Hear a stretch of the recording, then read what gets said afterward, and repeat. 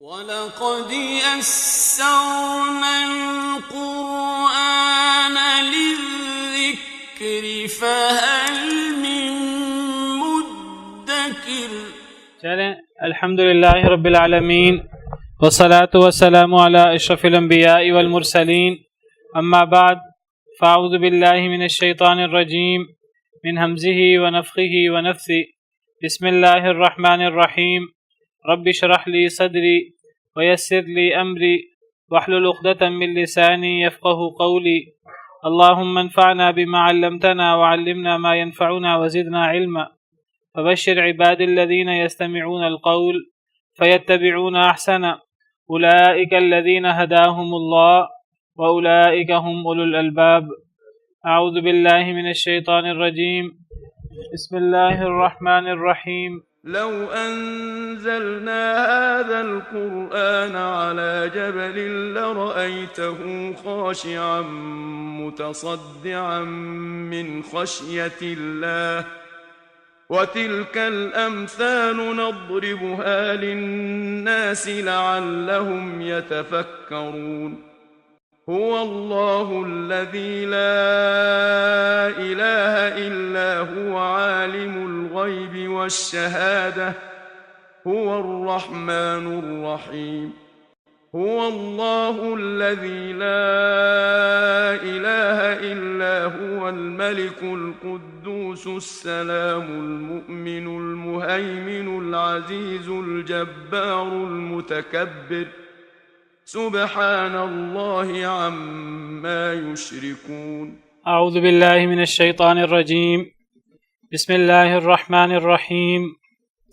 لو انزلنا هذا القرآن على جبل لرأيته خاشعا متصدعا من خشية الله۔ لو انزلنا هذا القرآن، اگر ہم نازل کر دیتے اس قرآن کو علی جبل، پہاڑ پر، لرأیتہ، البتہ آپ دیکھتے اس کو،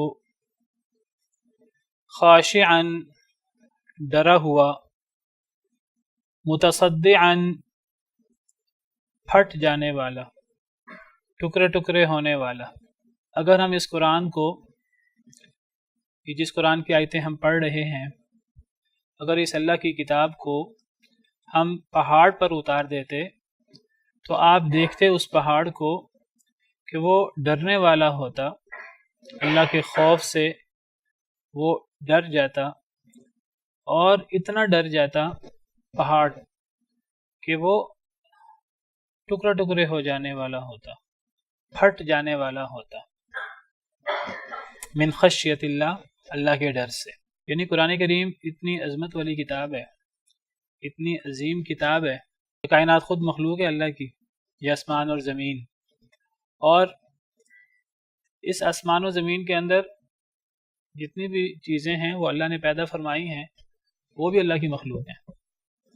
اللہ نے آسمان زمین کو بھی پیدا فرمایا ہے، اور آسمان زمین کے درمیان جو کچھ ہے وہ بھی اللہ نے پیدا فرمایا ہے،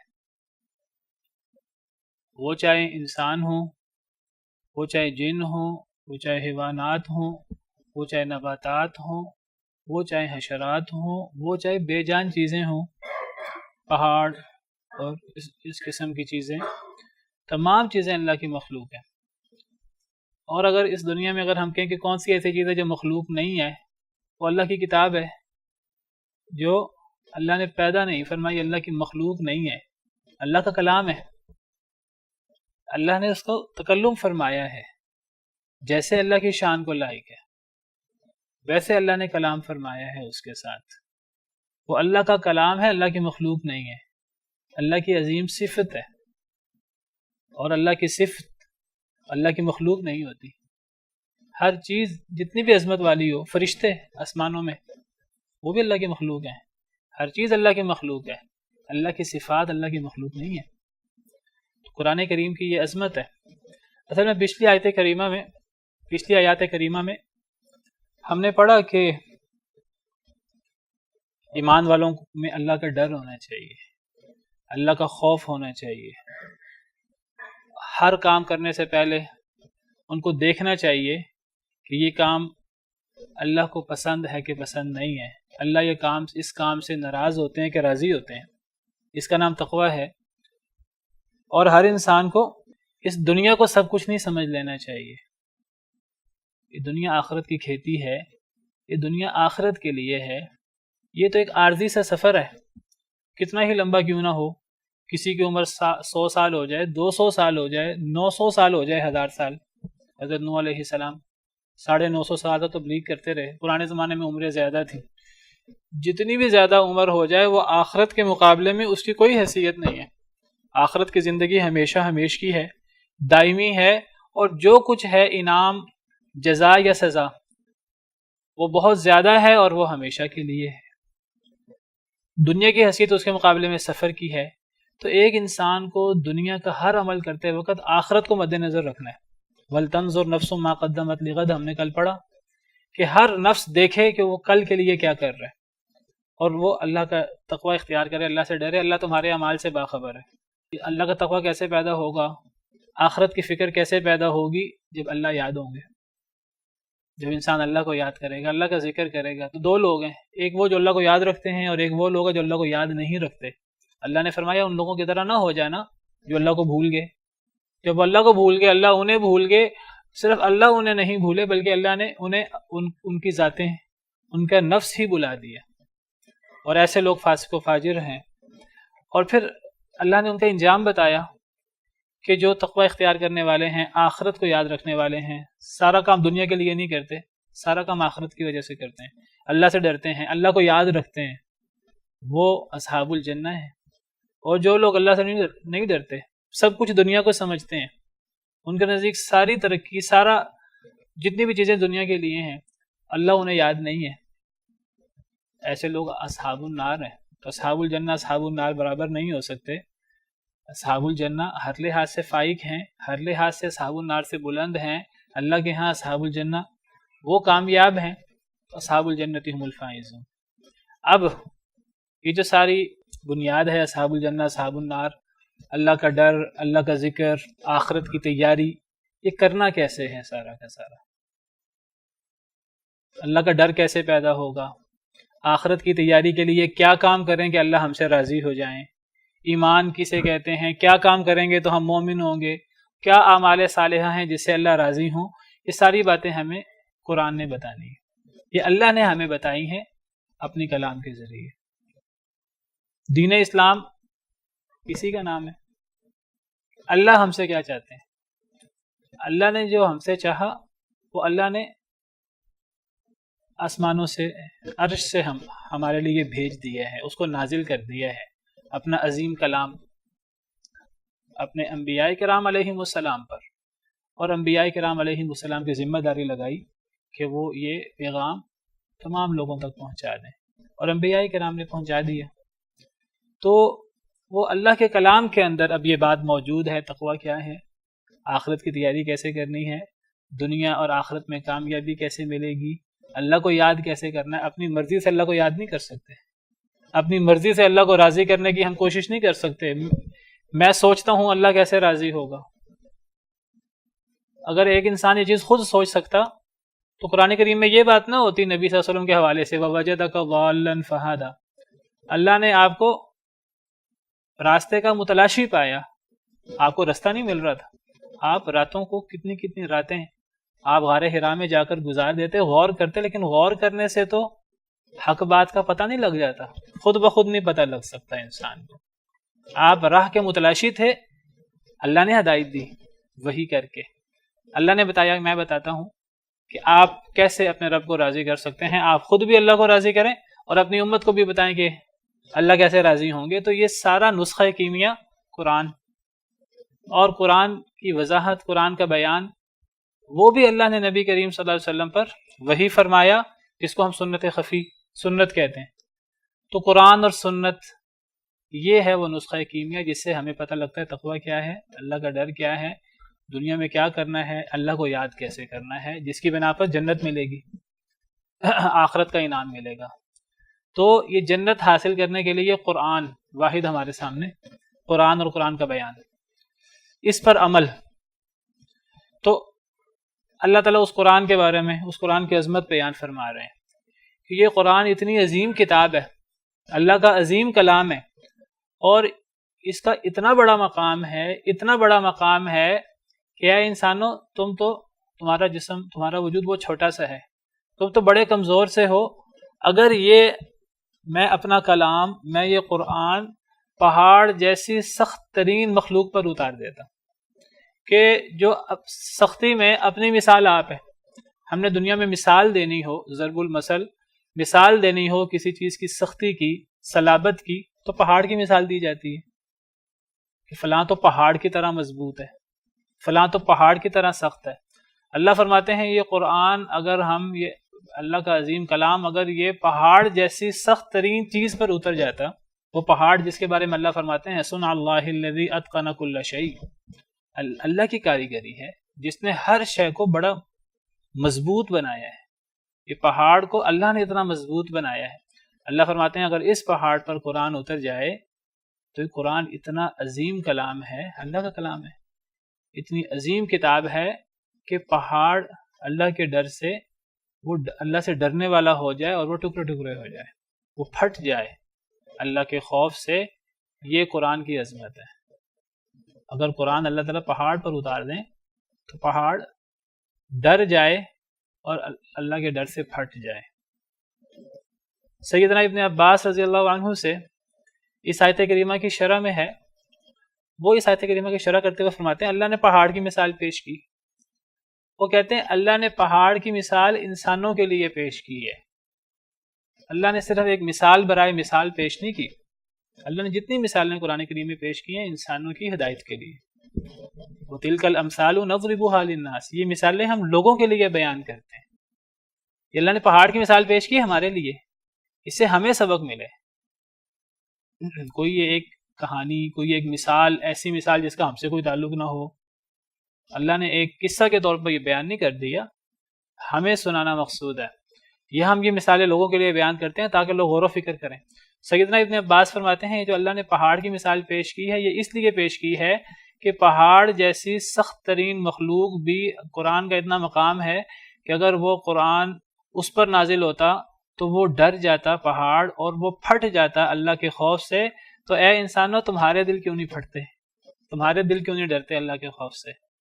تمہارے دل جو ہیں وہ قرآن سن کر اثر کیوں نہیں ہوتا؟ اللہ نے قرآن ایک قصہ کہانی کے طور پر تو نہیں نازل کیا. اللہ نے قرآن ایسے نہیں اتار دیا کہ اللہ حکم دیتے جا رہے ہیں، ہم سنتے جا رہے ہیں ایک طرف سے اور دوسری طرف سے نکالتے جا رہے ہیں. اللہ نے تو قرآن اس لیے نہیں اتارا. کتاب انزلناہ الیک مبارک لیدبروا آیاتہ ولیتذکر اولو الالباب، یہ کتاب جس کو ہم نے نازل کیا ہے اللہ کا کلام ہے، مخلوق نہیں ہے. دنیا میں یعنی نبی بھی مخلوق ہیں، ولی بھی مخلوق ہیں، فرشتے بھی مخلوق ہیں، یہ کتاب مخلوق نہیں ہے، اللہ کا کلام ہے، اللہ کی صفت ہے. یہی تو سب سے بڑا مسئلہ تھا امام احمد بن حنبل کی جو آزمائش تھی. وہ حکمران کہتے تھے اس کو اللہ کی مخلوق مانو، قرآن جو ہے وہ مخلوق ہے اللہ کی. امام احمد بن حنبل کہتے تھے میں کیسے اس بات کا فتویٰ دے دوں، میں کیسے اس بات کو مان لوں کہ اللہ کی مخلوق ہے، اللہ کا کلام ہے. اللہ نے قرآن میں اس کو اپنی کلام قرار دیا. وَإِنْ أَحَدٌ مِّنَ الْمُشْرِكِينَ اسْتَجَارَكَ فَأَجِرْهُ حَتَّى يَسْمَعَ كَلَامَ اللَّهِ ثُمَّ أَبْلِغْهُ مَأْمَنَهُ. اگر کوئی مشرک پناہ مانگے تو پناہ دے دو تاکہ وہ اللہ کا کلام سنے. اللہ نے اس کو اپنا کلام قرار دیا ہے. جو چیز اللہ کی طرف سے ہے، اللہ کا کلام ہے، مخلوق کیسے ہو سکتا ہے؟ یہی سب سے بڑی آزمائش تھی امام احمد بن حنبل کی. ان پر اتنے کوڑے برسائے گئے، اتنی ان کی آزمائش ہوئی. 3 خلیفہ، پہلے مامون، پھر اس کے بعد اگلے 2 خلیفہ، 3 خلیفہ تکلیفیں دیتے رہے ہیں. کسی طرح امام احمد بن حنبل سے اپنی مرضی کا فتویٰ لے لیں. معتزلہ کا موقف تھا قرآن اللہ کی مخلوق ہے، درباری علماء کا. تو 3 خلیفہ لگے رہے، کوڑے برساتے رہے، اذیتیں دیتے رہے. 4تھا خلیفہ آیا تو اس نے یہ سختی ختم کی امام احمد بن حنبل سے رحمہ اللہ. تو یعنی قرآن کی عظمت ہے، یہ مخلوق نہیں ہے، یہ اللہ کا کلام ہے. تو اتنا عظیم کلام ہے کہ یہ پہاڑ، حضرت عباس کا قول بیان کر رہا تھا، وہ کہتے ہیں اگر یہ پہاڑ پر اتر جائے، پہاڑ پھٹ جائے، وہ کہتے ہیں یہ انسانوں کے لیے مثال پیش کی ہے کہ انسان کا دل کیوں نہیں پھٹتا، انسان کا دل کیوں نہیں لرزتا اللہ کے خوف سے، اور اللہ کا حکم سن کر انسان کیوں نہیں عمل کرتا؟ اللہ نے تو قرآن اتارا ہے، انسان سن کر عمل کرے۔ کتاب انزلناہ الیک، اس کتاب کو ہم نے نازل کیا آپ پر، مبارک بڑی بابرکت کتاب ہے، لیدبروا آیاتہ، تاکہ لوگ اس کی آیتوں میں تدبر کریں، غور و فکر کریں، گہرائی میں اتریں، ولیتذکر اولو الالباب، اور تاکہ عقل مند لوگ نصیحت پکڑیں، عمل کریں۔ پتہ لگا کہ قرآن میں اللہ نے قرآن اتارا ہی تدبر کے لیے۔ قرآن کو پڑھنا، صرف حفظ کرنا، یہ قرآن کا اصل مقصد نہیں ہے، اگرچہ چونکہ یہ اللہ کا کلام ہے، اس کو صرف پڑھنے کا بھی بڑا ثواب ہے۔ صرف پڑھنے کا، تدبر کے بغیر قرآن کو پڑھنے کا ثواب اتنا زیادہ ہے کہ ہر حرف پہ 10 نیکیاں ملتی ہیں۔ اور نبی صلی اللہ علیہ وسلم نے مثال دے کر سمجھایا، الف لام میم کو کوئی بندہ ایک حرف نہ سمجھے کہ 10 نیکیاں ملیں گی۔ الف لام میم 3 حرف ہیں، الف الگ حرف ہے، لام الگ حرف ہے، میم الگ حرف ہے۔ اور علماء کرام کہتے ہیں کہ یہ نبی صلی اللہ علیہ وسلم نے مثال پیش کی الف لام میم کی۔ علماء کرام کہتے ہیں نبی صلی اللہ علیہ وسلم نے الف لام میم کی مثال کیوں پیش کی، الحمدو کی مثال کیوں نہ پیش کر دی، کسی اور لفظ کی مثال کیوں نہ پیش کر دی؟ وہ کہتے ہیں الف لام میم کی مثال اس لیے پیش کی ہے کہ الف لام میم حروف مقطعات میں سے ہے، جس کا معنی کسی کو پتہ نہیں ہے۔ گویا کہ جس کا معنی پتہ نہ ہو، بغیر معنی کے صرف ظاہری پڑھنے پر ہی ایک ایک حرف پہ 10 نیکیاں ملتی ہیں۔ یہ تو 10 نیکیاں ہیں ایک ایک حرف کی، اگر بغیر پڑھے، بغیر تدبر کیے اگر پڑھیں، تو اگر ہم تدبر کر کے پڑھیں گے تو پھر کتنا ثواب ہوگا، وہ ثواب شمار کے تار میں نہیں ہے۔ یہ بغیر تدبر کے پڑھنے کا، بغیر سمجھے پڑھنے کا یہ ثواب ہے۔ اور ایک لفظ ایک حرف نہیں ہے، ایک لفظ میں 3 3 4 4 5 5 6 6 حروف ہوتے ہیں۔ ایک لفظ کو پڑھنے سے آپ کو 40 50 60 نیکیاں ملتی ہیں بغیر تدبر کے پڑھنے کے، اور یہ اصل مقصد نہیں ہے۔ یہ صرف قرآن کی عظمت کی وجہ سے یہ ہے، بغیر تدبر کے پڑھنے کا یہ ثواب ہے۔ اگر اصل مقصد ہم کریں کہ ہم ایک آیت پڑھیں، ایک آیت کریمہ چاہے چھوٹی سی آیت کیوں نہ ہو، اور تدبر کریں، ایک آیت کا تدبر وہ اللہ کے ہاں کتنا مقام والا ہے۔ دنیا کی اس دور کی جو سب سے بڑی نعمت تھی اور سب سے قیمتی چیز تھی، وہ اونٹنی ہوتی تھی، سرخ اونٹنی۔ تو نبی صلی اللہ علیہ وسلم نے ارشاد فرمایا کہ جو بندہ مسجد جا کر ایک آیت سیکھتا ہے تو یہ اس کے لیے سرخ اونٹنی سے، بڑی کوہان والی اونٹنی سے ایک آیت کو سیکھنا، ایک آیت کا تدبر، یہ سرخ اور بڑی کوہان والی اونٹنی سے زیادہ بہتر ہے۔ 2 آیتیں سیکھے تو وہ 2 سرخ اونٹنیوں سے، بڑی بڑی کوہان والی اونٹنیوں سے بہتر ہے۔ 3 تو 3 سے، 4 آیتیں سیکھے تو 4، اور 4 آیتیں ضروری نہیں کہ وہ آیتیں وہ سورہ بقرہ کی پورے صفحے والی آیت ضروری ہے کہ وہی آیت ہی ہو، وہ آیت ایک ایک لائن کی 2 2 3 3 آیتیں بھی ہو سکتی ہیں، جو ایک لائن میں 2 2 3 3 آیتیں آتی ہیں۔ تو اتنی بڑی فضیلت ہے قرآن پڑھنے کی، تو انسان قرآن پڑھتا کیوں نہیں؟ اور انسان بڑی بابرکت کتاب ہے، اس میں تدبر کیوں نہیں کرتا؟ اور صرف تدبر کرنا ہی کافی نہیں ہے، تدبر کر کے پھر عمل کرنا۔ عقل مند لوگ ہی عمل کرتے ہیں، نصیحت پکڑتے ہیں۔ جو بندہ قرآن پڑھے ہی نہ ہو، کبھی عقل مند نہیں ہو سکتا۔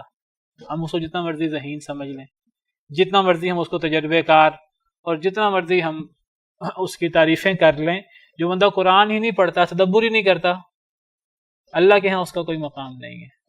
اور اگر ایک بندہ قرآن پڑھتا ہے، تدبر کرتا ہے، لیکن پھر عمل نہیں کرتا، یہ بھی عقل مند نہیں ہے۔ عقل مند شخص وہ ہے جو قرآن بابرکت کتاب میں تدبر کرے، غور و فکر کرے، پھر اس پہ عمل کرے۔ یہ ہے اللہ کے نزدیک عقل مند شخص۔ ایمان والے لوگ جو قرآن پڑھتے ہیں، تدبر کرتے ہیں قرآن میں، اور قرآن میں تدبر کر کے پھر اس پہ عمل کرتے ہیں، تو یہ اللہ کے نزدیک سب سے افضل لوگ ہیں، اور یہ اللہ کے نزدیک عقل مند لوگ ہیں۔ جی، قرآن کو تدبر سے پڑھنے کی فضیلت بہت زیادہ ہے۔ یہ جتنے ثواب ہیں، ایک حرف پہ 10 نیکیاں، یہ بغیر تدبر کے پڑھنے کی ہیں۔ قرآن کی عظمت بغیر تدبر کے پڑھنے کی، جو اصل مقصد نہیں ہے قرآن کا، اصل مقصد کے بغیر بھی قرآن کو پڑھنے کی اتنی فضیلت ہے، تو جو اصل مقصد ہے کہ انسان تدبر کرے اور انسان اس پہ عمل کرے، تو کتنی بڑی چیز ہوگی۔ قرآن کریم میں ایک مقام پر اللہ فرماتے ہیں کہ یہ قرآن تو اتنی عظیم کتاب ہے کہ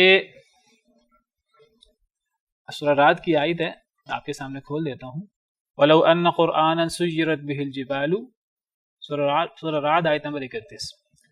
اگر کوئی ایسی کتاب ہوتی، قرآن سے مراد یہاں کتاب ہے، اگر کوئی ایسی کتاب ہوتی، سُيِّرَتْ بِهِ الْجِبَالُ، کہ جس کے ذریعے پہاڑ چلا دیے جاتے، او قُطِّعَتْ بِهِ الْأَرْضُ، یا اس کے ذریعے زمین ٹکڑے ٹکڑے کر دی جاتی، او کلم بہ الموتى، یا اس کے ذریعے مردوں سے کلام کیا جا سکتا۔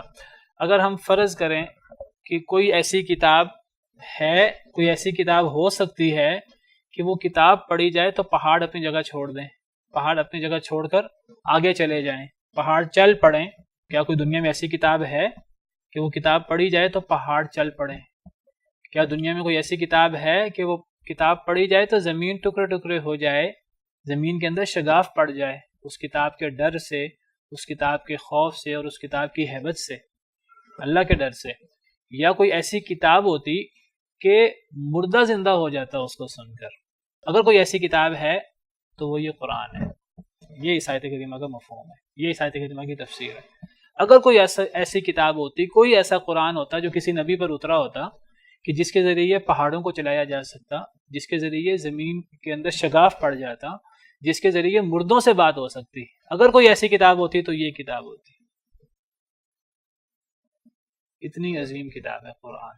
یہ تو اللہ تعالیٰ نے یہ معجزے دکھائے نہیں ہیں، اللہ تعالیٰ یہ معجزے دکھا دیتے تو شاید آزمائش ہی ختم ہو جاتی کہ قرآن پڑھا جاتا اور مردے زندہ ہو جاتے۔ اللہ فرماتے ہیں کہ اگر کوئی ایسی کتاب ہوتی تو قرآن ہوتا۔ قرآن ایسی کتاب ہے کہ مردے زندہ ہو سکتے ہیں اس سے، لیکن اللہ نے وہ دکھائی اس لیے نہیں۔ اللہ تعالیٰ ہر وقت معجزہ نہیں دکھاتے، اگر اللہ تعالیٰ یہ معجزے دکھا دیتے تو آزمائش ہی ختم ہو جاتی، لوگ ویسے ہی ایمان لے آتے۔ اتنے بڑا معجزہ دیکھ کر پہاڑ اگر چل سکتے کسی کتاب سے تو قرآن ایسی کتاب ہوتی۔ اگر زمین کے کوئی ایسی کلام پڑھی جاتی کہ زمین کے اندر ٹکڑے ہو جائیں تو قرآن ایسی کلام ہے کہ جس کو پڑھ کر دیکھیے، جب پہاڑ ٹکڑے ٹکڑے ہو سکتا ہے تو زمین کیوں نہیں ٹکڑے ہو سکتی؟ ایسی کتاب اگر ہوتی تو قرآن ہے ایسی کتاب۔ ایسا ہوتا کیوں نہیں ہے؟ وہ اللہ تعالیٰ ہر وقت معجزہ دکھاتے نہیں ہیں۔ یہی بات یہاں ہو رہی ہے اس آیت کریمہ میں کہ اگر یہ قرآن ہم پہاڑ پر نازل کر دیتے تو آپ دیکھتے اس پہاڑ کو کہ وہ ڈر جاتا اور وہ اللہ کی خوف سے ٹکڑے ٹکڑے ہو جاتا۔ ایک اور آیت کریمہ میں اللہ نے اسی سے ملتی جلتی بات کی ہے۔ اللہ فرماتے ہیں کہ سورہ بقرہ آیت نمبر 74، اللہ فرماتے ہیں کہ تمہارے دل، اے یہودیوں کو ذکر ہو رہا ہے، ثم قست قلوبکم من بعد ذلک فہی کالحجارۃ او اشد قسوۃ، تمہارے دل تو اتنے سخت ہیں کہ وہ پتھر کی طرح ہیں، پتھروں سے بھی زیادہ سخت ہیں۔ وَإِنَّ مِنَ الْحِجَارَةِ لَمَا يَتَفَجَّرُ مِنْهُ الْأَنْهَارُ، ایسے پتھر ہیں، پتھر بڑی مضبوط چیز ہے، انہی پتھروں سے پہاڑ بنتے ہیں، ایسے پتھر ہیں کہ جن سے نہریں جاری ہو جاتی ہیں،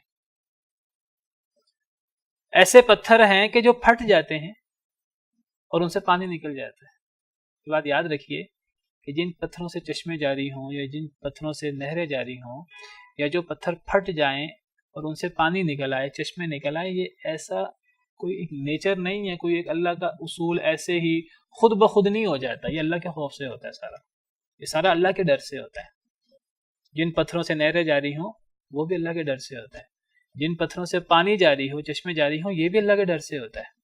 وَإِنَّ مِنْهَا، اور ایسے پتھر بھی ہیں، لَمَا يَهْبِطُ مِنْ خَشْيَةِ اللَّهِ، اپنی جگہ بڑی مضبوطی سے جمے ہوئے ہیں، اللہ کے ڈر سے گر پڑتے ہیں۔ لینڈ سلائڈنگ ہوتی ہے، یہ خود بخود نہیں ہو جاتی، کوئی زمین کی پلیٹوں نے حرکت کی، یہ زمین میں زلزلے آ جاتے ہیں، یہ سب چیزیں خود بخود نہیں ہوتی، یہ اللہ کے حکم سے ہوتی ہیں اور اللہ کے ڈر سے یہ چیزیں ہوتی ہیں۔ پہاڑوں کے اندر، پتھروں کے اندر نمی پیدا ہوتی ہے اللہ کے ڈر سے، پتھروں کے اندر سے چشمے جاری ہوتے ہیں اللہ کے ڈر سے، اور پتھر گر بھی پڑتے ہیں اللہ کے ڈر سے۔ تو یہ پتھر کے اندر تو یہ ہو جاتا ہے، تو انسان کا دل کئی دفعہ اتنا سخت ہو جاتا ہے کہ پورا کا پورا قرآن وہ سن لیتا ہے، قرآن سنتا رہتا ہے اور وہ غفلت میں ہوتا ہے، اعراض کرتا رہتا ہے، اس کو پرواہ کوئی نہیں ہوتی، اس پہ اثر ہی کوئی نہیں ہوتا۔ تو یہاں حضرت نے بات فرماتے ہیں یہ اصل میں انسان کو سنانا مقصود ہے کہ اے انسان تیرا دل اتنا سخت ہو گیا، الم یأن للذین آمنوا ان تخشع قلوبهم لذکر اللہ، کیا ایمان والوں کے لیے یہ ابھی تک وہ وقت نہیں آیا کہ ان کے دل اللہ کے ذکر کے سامنے ڈر جائیں، اللہ کا ذکر ان کے سامنے پڑھا جائے۔ قرآن سے بڑھ کر اللہ کا ذکر کیا ہے؟ قرآن سب سے بڑا اللہ کا ذکر، اللہ کا ذکر انسان کے سامنے ہو۔ ایک مومن ہے، ایک بندہ کہتا ہے میں مومن ہوں، قرآن اس کے سامنے پڑھا جا رہا ہے، اللہ تعالیٰ کہتے ہیں اے مومن، اے ایمان کا دعویٰ کرنے والے، ابھی تک وقت نہیں آیا کہ اللہ کا ذکر تو سنے اور تیرا دل ڈر جائے، تیرے اندر تبدیلی پیدا ہو جائے۔ میں اکثر کہا کرتا ہوں، اللہ تعالیٰ مجھے سب سے پہلے پھر آپ کو توفیق دے کہ قرآن پڑھنے والوں کو، قرآن سننے والوں کا اور قرآن نہ پڑھنے اور سننے والوں کا فرق ہونا چاہیے. کہیں یہ نہ ہو کہ قیامت کے دن قرآن شکایت کر دے اللہ کے ہاں کہ فلاں شخص قرآن پڑھتے تھے اور اثر نہیں ہوتا تھا. قرآن پڑھتے تھے اور ان میں اور قرآن پڑھنے والوں میں فرق ہی کوئی نہیں تھا. قرآن پڑھنے والے میں اور قرآن نہ پڑھنے والے میں فرق ہونا چاہیے. مثال تو ہمارے سامنے موجود ہے یہودیوں کی، دل تو پھر پتھروں سے بھی زیادہ سخت ہو جاتے ہیں. ایک حدیث مبارکہ میں آتا ہے یہ صرف پتھروں کی صورتحال نہیں ہے، یہ دنیا کی ہر مخلوق کی یہ صورتحال ہے. پتھر کی مثال تو، پہاڑوں کی مثال تو اللہ نے دی کہ ہمارے نزدیک پہاڑ سب سے سخت چیز ہے. یہ پہاڑ لے لیں، درخت لے لیں، زمین لے لیں، آسمان لے لیں، یہ سب ایسی چیزیں ہیں کہ قرآن سے، اللہ کے ڈر سے ان کے اندر حرکت پیدا ہوتی ہے. یہ ڈرتے ہیں اللہ کے خوف سے. احادیث مبارکہ میں ایک تنے کی مثال ہے، ایک درخت کی مثال ہے، وہ بھی اللہ کے ڈر سے روتا تھا اور اس کے اندر بھی اللہ کے ڈر سے نمی پیدا ہو جاتی تھی. صحیح احادیث میں، متواتر احادیث مبارکہ میں موجود ہے کہ نبی کریم صلی اللہ علیہ وسلم، آپ نے سنی ہوگی حدیث کہ وہ جب شروع میں خطبہ دیا کرتے تھے تو وہ ایک تنے کے ساتھ سہارا لے کر خطبہ دیا کرتے تھے. یہ متواتر حدیث ہے، تقریباً حدیث کی ہر کتاب میں یہ حدیث موجود ہے کہ نبی کریم صلی اللہ علیہ وسلم جمعے کے دن جب خطبہ دیتے تھے تو آپ ایک تنے کا، ایک لکڑی کا، وہ جو مسجد تھی، مسجد کے اندر درخت موجود تھا، اس درخت کا، اس تنے کا سہارا لے کر آپ شروع میں خطبہ دیا کرتے تھے. شروع میں مسجد نبوی بالکل عام سی مسجد تھے، آج کی مسجدوں کی طرح کوئی بہت عالی شان اور بہترین قسم کی مسجد نہیں بنی ہوئی تھی. کھجور کی چھالوں کی چھت تھی اور زمین کے اندر مٹی پر ہی لوگ نماز پڑھ لیتے تھے، تو کوئی ممبر وغیرہ بھی نہیں تھا شروع میں. تو نبی کریم صلی اللہ علیہ وسلم کیا کرتے، آپ کھڑے ہو جاتے اور کھڑے ہو کر آپ اس درخت کا، اس لکڑی کا سہارا لے کر آپ خطاب کیا کرتے، واعظ کیا کرتے. کان رسول اللہ صلی اللہ علیہ وسلم، ہزار نسی حدیث ہے کہ نبی کریم صلی اللہ علیہ وسلم خطبہ دیا کرتے تھے جمعے کے دن ایک لکڑی کے پہلو میں. یسند ظہرہ الیہا، آپ اپنی کمر اس پہ ٹکا لیتے، آپ اس کا سہارا لے لیتے اس تنے کا. فلما کثر الناس، جب لوگ زیادہ ہو گئے، قال ابنوا لی ممبرا، آپ نے پھر لوگوں سے کہا کہ میرے لیے ممبر بنا دو. اور بعض روایات میں ہے ایک عورت نے، اس کا غلام بڑھئی تھا، اس عورت نے پیشکش کی کہ ہم آپ کے لیے ممبر نہ بنا دیں. آپ نے فرمایا میرے لیے ممبر بنا دو، تو آپ کے لیے ممبر بنا دیا گیا. اچھا، تو نبی کریم صلی اللہ علیہ وسلم جب ممبر بنا تو آپ ممبر پر، پھر آپ جس پہلے دن ممبر بنا اور اس پہلے دن نبی کریم صلی اللہ علیہ وسلم ممبر پر کھڑے ہو کے آپ نے خطاب کیا.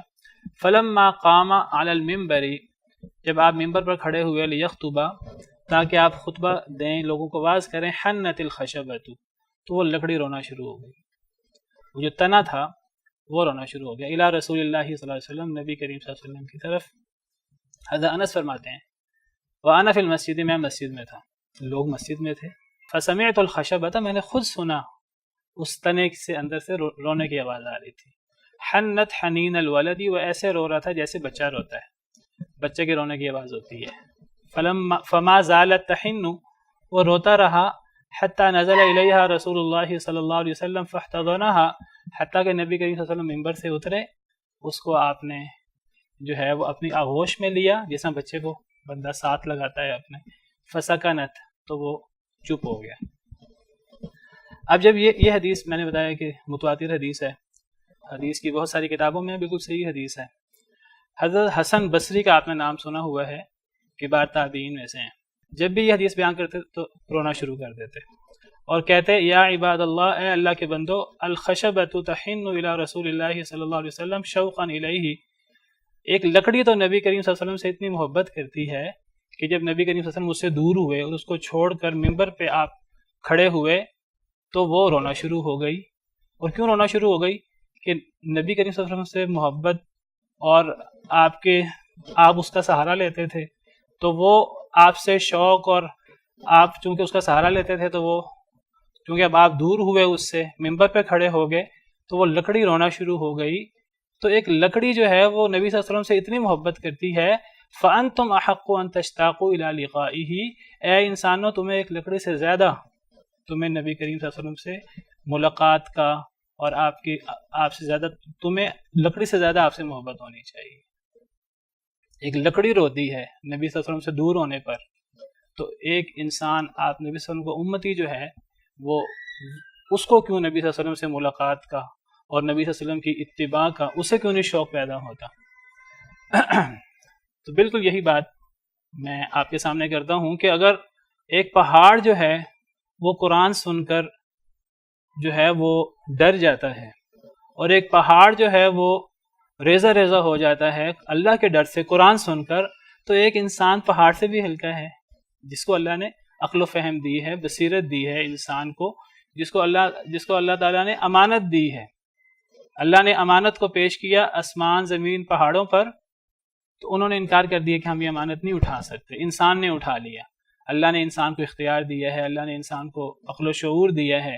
ایک بے جان مخلوق جو ہے وہ قرآن سن کر وہ ٹکڑے ٹکڑے ہو جائے اللہ کے ڈر سے، اور اس کے اندر نمی پیدا ہو جائے، اس کے اندر سے جو ہیں وہ چشمے اور نہریں جاری ہو جائیں، اور ایک انسان اتنا سخت دل ہو اس پر اثر ہی نہ ہو قرآن کا۔ وَتِلْكَ الْأَمْثَالُ نَضْرِبُهَا لِلنَّاسِ، یہ مثالیں ہم لوگوں کے لیے بیان کرتے ہیں تاکہ لوگ غور و فکر کریں۔ یہ قرآن ہی ہے جو لوگوں کی زندگیوں میں تبدیلی پیدا کر دیتا ہے، اور جب قرآن لوگوں کی زندگیوں میں تبدیلی پیدا کر دیتا ہے، لوگوں کی دنیا وہ بہترین بنا دیتا ہے، جب دنیا بہترین ہوتی ہے آخرت بھی بہترین ہو جاتی ہے۔ تو اس لیے اللہ کی سب سے بڑی نعمت اگر کوئی ہے تو وہ ہدایت ہے، وہ قرآن ہے، وہ نبی کریم صلی اللہ علیہ وسلم کا فرمان ہے۔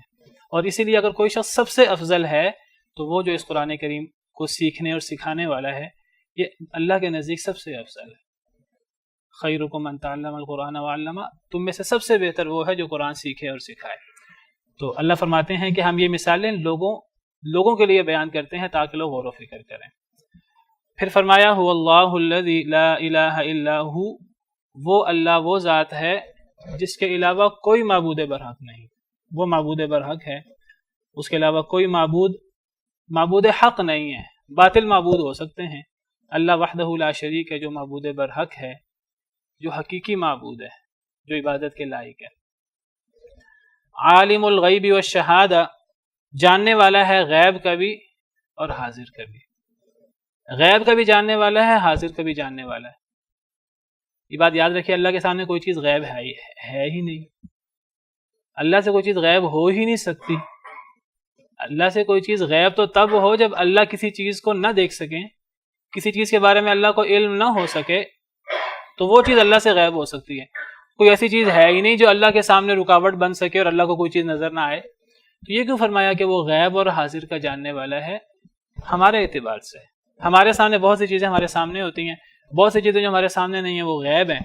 تو انسانوں کے حوالے سے جو چیزیں غیب ہیں وہ اللہ، انسانوں کے حوالے سے جو غیبی امور ہیں اللہ اس کو بھی جاننے والا ہے، اور حاضر کا تو جاننے والا ہے ہی۔ تو غیب کا جاننے والا بھی اللہ ہے انسانوں کے اعتبار سے، اور حاضر کا جاننے والا بھی اللہ ہے۔ اور اگر کوئی غیب کو جانتا ہے انسانوں کے لیے جو غیب ہیں، تو وہ اس کائنات وہ واحد ہستی اللہ رب العالمین ہے۔ زمین و آسمان میں اگر کوئی غیب جانتا ہے اور حاضر جانتا ہے تو اللہ ہے، اور وہ غیب اللہ نے جس کو غیب فرمایا ہمارے اعتبار سے فرمایا، اللہ کے لیے تو وہ چیز غیب ہے ہی نہیں۔ وہ غیب بھی جانتا ہے، وہ حاضر بھی جانتا ہے۔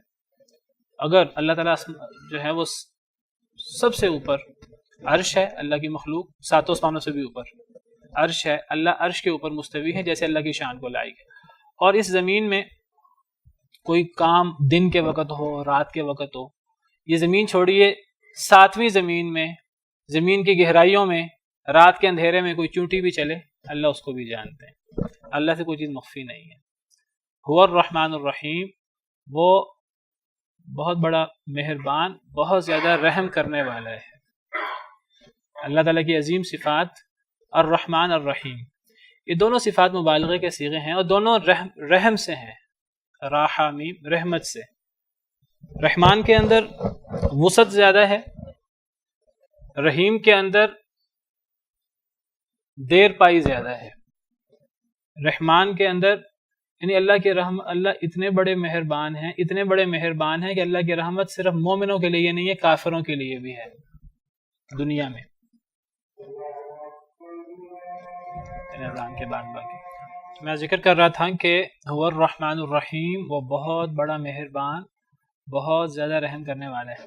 یہ دونوں مبالغے کے صیغے ہیں، اور دونوں رحم سے ہیں، رحمت سے۔ ان دونوں سے پتہ لگتا ہے کہ اللہ رب العالمین کی عظیم صفت ہے رحمت، اور یہ دونوں رحمت سے مبالغے کے صیغے ہیں۔ الرحمن کے اندر جو مبالغہ ہے وہ ہے کہ اللہ کی رحمت زیادہ، بہت زیادہ لوگوں کے لیے ہے، تعداد پہ زیادہ لوگوں کے لیے۔ اللہ کی رحمت سب لوگوں کے لیے ہے، اور اتنی اللہ کی رحمت وسیع ہے، صرف مومنوں کے لیے نہیں ہے، کافروں کے لیے بھی ہے۔ حضرت ابراہیم علیہ السلام نے دعا کی کہ اے اللہ تعالیٰ اس مکہ مکرمہ کو امن والا شہر بنا دے، اور اس مکہ مکرمہ میں پھل پیدا کر دے، ہر قسم کا پھل، اور یہ پھل جو ہیں یہ ایمان والوں کے لیے ہوں۔ رب اجعل هذا البلد آمنا وارزق رب اجعل هذا بلدا آمنا وارزق اهله من الثمرات من آمن منهم بالله والیوم الآخر۔ اے اللہ اس شہر کو، اس کو امن والا شہر بنا دے، اور اس کے اہل کو، اس شہر کے رہنے والوں کو جو ان میں سے مومن ہیں انہیں پھلوں کا رزق دے۔ حضرت ابراہیم علیہ السلام کی دعا ہے۔ اللہ تعالیٰ نے فرمایا قال ومن کفر، کہ جو کفر کرے گا فَأُمَتِّعُهُ قَلِيلًا، میں اس کو بھی فائدہ دوں گا، لیکن تھوڑا سے مراد ہے دنیا کا۔ ثُمَّ أَضْطَرُّهُ إِلَىٰ عَذَابِ النَّارِ، پھر میں اسے آگ کے عذاب کی طرف مجبور کر دوں گا۔ تو دنیا میں جو اللہ کی رحمت ہے وہ اتنی وسیع ہے اور اتنے زیادہ لوگوں کے لیے ہے کہ مسلمان تو مسلمان، جن کے لیے اللہ نے اصلاً اپنی رحمت رکھی ہے۔ اللہ کی رحمت اصل میں مسلمانوں کے لیے، اللہ پر ایمان والوں کے لیے، لیکن اللہ کی رحمت اتنی گویا کہ آپ سمجھے وہ اتنی زیادہ ہے کہ وہ کافروں تک بھی جا پہنچتی ہے۔ لیکن وہ اللہ کی جو رحمت مسلمانوں کے ساتھ ساتھ کافروں کے لیے بھی ہے، اس میں وسعت بہت زیادہ ہے، لیکن وہ ہمیشہ کے لیے نہیں ہے، وہ وقتی طور پر ہے دنیا کے لیے۔ یہ مطلب ہے رحمان کا۔ اور رحیم، اس کے اندر لمبا عرصہ اللہ کی رحمت ہمیشہ ہمیش کے لیے، یہ مسلمانوں کے لیے ہے، یہ کافروں کے لیے نہیں ہے۔ تو رحیم کے اندر لمبائی کا معنی ہے، ہمیشگی کا معنی ہے، لمبے عرصے کے لیے رحمت، لمبے عرصے کے لیے مومنوں کے لیے ہے، کافروں کے لیے نہیں ہے۔ اور رحمان کے اندر یعنی شمول زیادہ ہے، وسعت زیادہ ہے، زیادہ تعداد میں لوگوں کے لیے وہ رحمان۔ تو اصل میں قرآن کریم میں ہے وَكَانَ بِالْمُؤْمِنِينَ رَحِيمًا، سورہ احزاب میں۔ اس سے اکثر مفسرین نے یہ مراد لیا ہے کہ اللہ مومنین کے ساتھ رحیم ہے۔ وہ کہتے ہیں کہ اللہ کی جو صفت رحیم مومنین کے لیے ہے تو مومنین کے لیے دنیا میں بھی ہے اور آخرت میں بھی ہے۔ تو گویا کہ جو رحیم والی رحمت ہے وہ ہمیشہ ہمیش کے لیے، اور یہ سعادت صرف مومنوں کے لیے ہے، کافروں کے لیے تو نہیں ہے۔ کافروں کے لیے تو دنیا کے اندر رحمت ہو جاتی ہے کیونکہ دنیا آزمائش ہے۔ اگر اللہ دنیا کے اندر کافروں کے لیے رحمت رکھتے ہی نہ تو کوئی بندہ کافر ہی نہ رہتا۔ اللہ نے آزمائش رکھی ہے تو دنیا میں اللہ کی رحمت مومنوں کے ساتھ ساتھ کافروں کے لیے بھی ہو جاتی ہے۔ تو اللہ نے یہ نہیں فرمایا کہ وَكَانَ بِالنَّاسِ رَحِيمًا، فرمایا وَكَانَ بِالْمُؤْمِنِينَ رَحِيمًا۔ تو اس سے پتہ لگا کہ جو صفت رحیم ہے اس میں ہمیشگی ہے اور لمبا عرصہ ہے، تو یہ مومنوں کے ساتھ ہے دنیا میں بھی اور آخرت میں بھی، کیونکہ آخرت میں رحمت مومنوں کے لیے ہے صرف۔ آخرت میں تو پانی کا گھونٹ، پانی کا قطرہ کافروں کو نہیں ملے گا، کھانے کا ایک چھوٹا سا نوالا بھی کافروں کو نہیں ملے گا، ایسا نوالا جو فائدہ مند ہو، جو بھوک مٹا سکے، جو خوش ذائقہ ہو۔ ہاں آخرت میں پانی بھی ملے گا کافروں کو، لیکن وہ پانی ابلتا ہوا کھولتا ہوا پانی ہوگا، اور وہ کچھ قطروں کی صورت میں اور بہت تھوڑا نہیں ملے گا، وہ اونٹوں کی طرح پئیں گے۔ ہم سورہ واقعہ میں پڑھا ہے فشاربون علیہ من الحمیم، وہ زقوم کے درخت کھانے کے بعد گرم پانی پئیں گے، اور وہ فشاربون شرب الہیم، پیاسے اونٹ کی طرح پئیں گے، اور وہ پانی کیسا ہوگا؟ پانی ابلتا ہوا پانی ہوگا۔ اور کھانا بھی ملے گا کافروں کو، لیکن کھانا زقوم کا ہوگا۔ اور زقوم کا درخت کیا ہے؟ قرآن کریم میں ہے وہ پیٹ میں جا کر وہ اتنا گرم ہے جیسے ابلتا ہوا پانی۔ ان شجرۃ الزقوم طعام الاثیم کالمہل یغلی فی البطون کغلی الحمیم، وہ پیٹوں میں جا کر ایسے کھولتا ہے زقوم کا درخت جیسے پانی ابلتا ہے آگ کے اوپر، وہ ایسے پیٹ میں اتنا گرم ہے وہ زقوم کا درخت۔ تو دونوں عذاب ہے کافروں کے لیے، کافروں کے لیے آخرت میں کوئی رحمت نہیں ہے۔ قرآن کریم میں ایک مقام پر اللہ فرماتے ہیں کہ آگ والے جنت والوں سے کہیں گے ونادى اصحاب النار اصحاب الجنة ان افیضوا علینا من الماء، ہم پہ تھوڑا سا پانی بہا دو، جنت اوپر ہے جہنم نیچے ہے، ہم پہ تھوڑا سا پانی بہا دو، یا جو تمہیں اللہ نے رزق دیا کھانے کی چیز وہ بہا دو. قالوا ان اللہ حرمہما علی الکافرین، وہ کہیں گے اللہ نے دونوں چیزیں کافروں پر حرام کر دی ہیں آخرت میں. آخرت میں کافروں کے لیے اللہ کی رحمت کا ایک ذرہ بھی نہیں ہے، دنیا میں ہو جاتا ہے آزمائش کے لیے. قال ومن كفر فأمتعه قليلا ثم اضطره الى عذاب النار، اور دوسری آیت میں ہے متاع قلیل ثم مأواهم جہنم، تھوڑا سا فائدہ ہے دنیا کا کافروں کے لیے، پھر ان کا ٹھکانہ جہنم ہے، وبئس المہاد، بہت برا ٹھکانہ ہے. تو رحمان اور رحیم، بہرحال ان دونوں عظیم صفات سے، دونوں اللہ کے عظیم ناموں سے پتہ لگتا ہے کہ اللہ میں صفت رحمت انتہا درجے کی ہے، اس کی کوئی حد اور کوئی حساب نہیں ہے. اللہ کی جتنی بھی صفات ہو نا وہ لامحدود ہوتی ہیں، یاد رکھیے اللہ کی کسی صفت کو محدود نہیں کیا جا سکتا. ہاں جو اللہ خود فرما دیں کہ اللہ کی جو رحمت ہے وہ کافروں کے لیے نہیں ہے آخرت میں، تو ہم کہیں گے نہیں ہے، لیکن اللہ کی صفت رحمت وہ اتنی بے حد حساب ہے، مومنین کے لیے ہوگی بغیر حد کے بغیر حساب کے. تو اس سے اللہ کی صفت رحمت کا پتہ لگتا ہے. قرآن کریم میں ایک اور مقام پہ اللہ فرماتے ہیں کتب علی نفسہ الرحمہ، اللہ نے تو اپنے نفس پر رحمت کو لکھ دیا ہے. اور یہ بات بھی یاد رکھیے کہ اللہ غصہ بھی کرتے ہیں، جیسے ہم نے سورہ مجادلہ میں پڑھا الم تر الی الذین تولوا قوما غضب اللہ علیہم، اے نبی کیا آپ نے اس قوم کو نہیں دیکھا کہ جنہوں نے ان سے دوستی کی جن پر اللہ غضبناک ہوئے؟ کیا آپ نے منافقین کو نہیں دیکھا کہ منافقین ان لوگوں سے دوستی کرتے ہیں جن پر اللہ ناراض ہے، غصے ہیں؟ اللہ یہودیوں پر غصے ہیں اور منافق یہودیوں سے دوستی کرتے ہیں، تو اللہ کا غضب بھی ہوتا ہے اور اللہ کی صفت رحمت بھی ہے. اور یہ بھی قرآن کریم سے پتہ لگتا ہے کہ اللہ کی صفت رحمت اللہ کے غضب پر حاوی ہے. اگر اللہ کسی سے ناراض ہو، وہی بندہ ایسا کام کرے کہ اللہ کی رحمت اس پر ہو جائے، تو اللہ کی رحمت اللہ کے غصے پر حاوی ہوتی ہے. ورحمتی وسعت کل شیء، قرآن کریم کی آیت ہے، میری رحمت نے ہر شے کو وسعت میں لے لیا ہے. اور حدیث مبارکہ میں تو آتا ہے ان رحمتی سبقت غضبی، میری رحمت میرے غصے سے سبقت لے گئی. اللہ کی رحمت اللہ کے غصے پر حاوی ہے.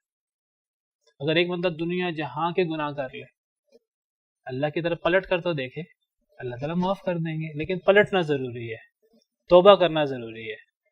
قل یا عبادی الذین اسرفوا علی انفسہم لا تقنطوا من رحمت اللہ ان اللہ یغفر الذنوب جميعا. تو پلٹے تو صحیح اللہ کی طرف. باقی کو بندہ پلٹتا ہی نہیں، کہتا مجھے ضرورت نہیں ہے اللہ کی، تو اللہ تو اس سے زیادہ بے پرواہ ہے. اللہ کو تو بالکل ضرورت نہیں ہے ایسے شخص کی.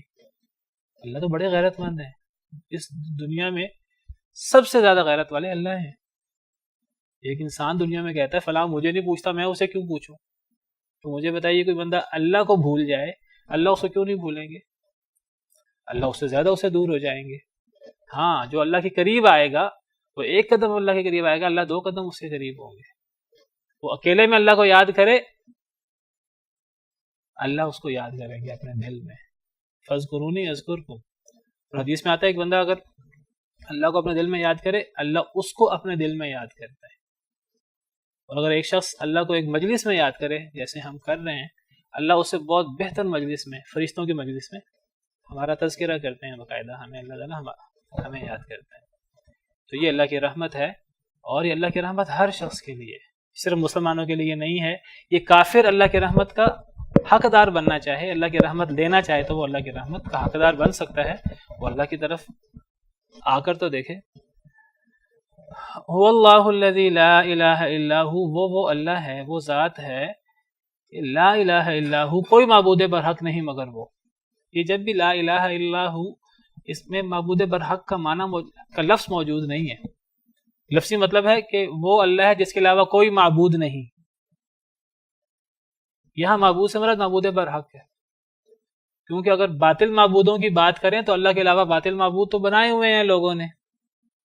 باطل معبود تو بہت سارے ہیں دنیا کے اندر، اور ان باطل معبودوں کو اللہ بھی کہتے ہیں کہ لوگوں نے باطل معبود بنائے ہوئے ہیں. اللہ فرماتے ہیں اگر تمہارے معبود ہیں تو تمہارے معبود تو تمہیں فائدہ نہیں دیتے. معبود موجود ہے اللہ کے علاوہ، باطل معبود برحق کوئی نہیں ہے اللہ کے علاوہ. وہ اللہ وہ ذات ہے جس کے علاوہ کوئی معبود برحق نہیں، صرف وہی معبود برحق حقیقی معبود جو عبادت کے لائق ہے. صرف اسی کی عبادت ہو سکتی ہے. الملک وہ بادشاہ ہے. ایک ہوتا مالک، ایک ہوتا ملک. مالک کا مطلب ہوتا ہے جو کسی چیز کا مالک ہو، کسی چیز کا اختیار رکھتا ہو، اور ملک اس کے اندر مبالغہ ہے. مالک تو ایک گھر کا بھی مالک ہو سکتا ہے، مالک تو ایک چھوٹی سی جگہ کا بھی مالک ہو سکتا ہے، اس کو بھی مالک کہیں گے. لیکن چھوٹی سی جگہ کے مالک کو ملک نہیں کہتے. ملک تو کہتے ہیں جو کسی بڑے علاقے کا پورا بادشاہ ہو. تو ملک کے اندر مالک سے زیادہ مبالغہ ہے. تو ملک وہ ذات ہوتی ہے جس کے پاس ہر شے کا اختیار ہو اور ہر شے کی بادشاہت اس کے پاس ہو. القدوس بہت زیادہ پاک، ہر چیز سے پاک، جو الزامات لگتے ہیں ان الزامات سے بھی پاک، ہر لحاظ سے پاک، برکت والا. السلام سلامتی والا، اس کے اندر بھی عیبوں سے محفوظ ہونے کا معنی ہے. ہر قسم کے عیب سے محفوظ، صحیح، سالم. بدبخت لوگ اللہ پر بہت سے الزامات لگا دیتے ہیں، بہت سی ایسی باتیں اللہ سے منسوب کر دیتے ہیں جو اللہ کے لیے بہت بڑا عیب ہے. اللہ کا شریک بنا دینا، اللہ کا شریک بنا دینا اللہ کے لیے بہت بڑا عیب ہے. آپ کہیں گے کہ جی اللہ کے لیے کیسے عیب ہے؟ کہ اللہ کے لیے ایسے عیب ہے جب ہم کہہ دیتے ہیں نا فلاں اللہ کا شریک ہے، فلاں اللہ کا ند ہے. یا تو ہم اس کو اللہ کے برابر کر رہے ہوتے ہیں یا ہم اللہ کو اس کے برابر کر رہے ہوتے ہیں. اس کو اللہ کے برابر کرنا کتنا بڑا ظلم ہے، مخلوق کو خالق کے برابر کر دینا. اور اللہ کو اس کے برابر کرنا کتنا بڑا ظلم ہے کہ اللہ کو اتنا نیچلی سطح پہ لے آنا جتنی نیچلی سطح پہ مخلوق ہے، کتنی عظیم کیوں نہ ہو. اللہ کو مخلوق کے برابر کر دینا یا مخلوق کو اللہ کے برابر کر دینا کتنا بڑا ظلم ہے. اسی طرح اللہ کے لیے اولاد مقرر کرنا، اللہ کے ایسے ایسے اوصاف بیان کرنا جو اللہ کو بالکل لائق نہیں ہے. اللہ فلاں کام نہیں کر سکتے، اللہ آخرت قائم نہیں کر سکتے، اللہ تعالیٰ مرنے کے بعد انسان کو دوبارہ پیدا نہیں کر سکتے، انسان جب مٹی میں مل جائے اور ہڈیاں ہو جائے اس کو اللہ پیدا نہیں کر سکتے، اللہ یہ نہیں کر سکتے، اللہ فلاں نہیں کر سکتے. سارے اللہ کے عیب جو بدبخت بیان کرتے ہیں، اللہ ان تمام عیبوں سے صحیح سالم ہے، محفوظ ہے. السلام المؤمن امن دینے والا، دوسروں کو محفوظ رکھنے والا، امن دینے والا. المہیمن نگہبانی کرنے والا. مہیمن کے اندر نگہبانی کا معنی بھی ہے نگرانی کرنے والا، پہرے داری کرنے والا. ایسی پہرے داری کہ انسان کو کوئی نقصان نہ ہو.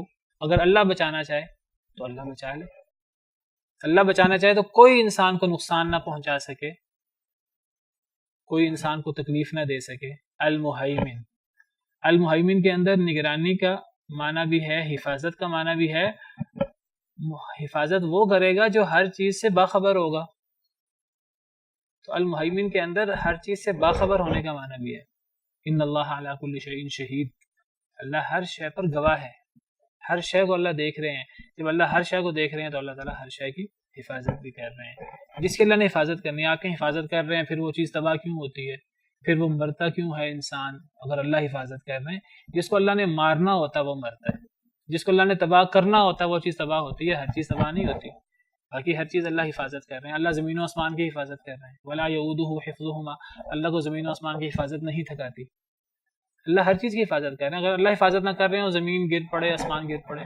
العزیز بہت غالب، ہر ایک پر غالب ہے، طاقتور غالب. الجبار جبر کرنے والا، سختی کرنے والا، طاقت رکھنے والا. یہ سارے معنی ہیں اس کے اندر اپنے دشمنوں پر. المتکبر کبریائی رکھنے والا، بڑائی رکھنے والا، بڑا. اس میں عیبوں سے بڑا بھی جو اللہ کے عیب بیان کیے جاتے ہیں، عیب بیان کر کے اللہ کو چھوٹا قرار دیا جاتا ہے. ان عیبوں سے بڑا اور کبریائی رکھنے والا. یہ کبریائی صرف اللہ وحدہ لا شریک کی صفت ہے، اور یہ اللہ کی ایسی صفت ہے کہ جو بندہ اس صفت میں اللہ کے ساتھ شریک ہونا چاہے اللہ کو برداشت نہیں ہے.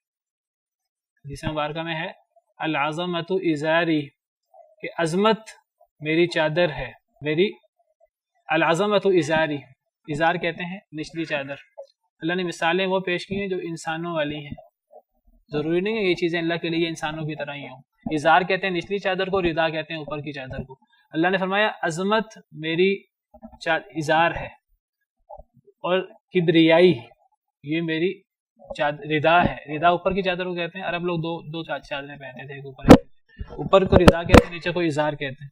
عظمت میرا ازار ہے اور کبریائی میری ردا ہے. فمن نازعنی واحدا منہما, جو مجھ سے ان دونوں میں سے کوئی چیز چھیننا چاہے گا, یہ اللہ سے چھیننا چاہتا ہے انسان, جو کبریائی چاہتا ہے, جو تکبر کرنا چاہتا ہے, جو فخر کرتا ہے, القیتہ فی جہنم, میں جہنم میں ڈال دوں گا. اللہ کو بالکل برداشت نہیں ہے.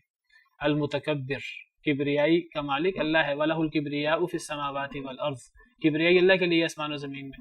سبحان اللہ عما یشرکون, اللہ پاک ہے اس سے جو وہ شرک کرتے ہیں. وقت ختم ہو گیا, اس کو انشاءاللہ پھر کل مکمل کرتے ہیں.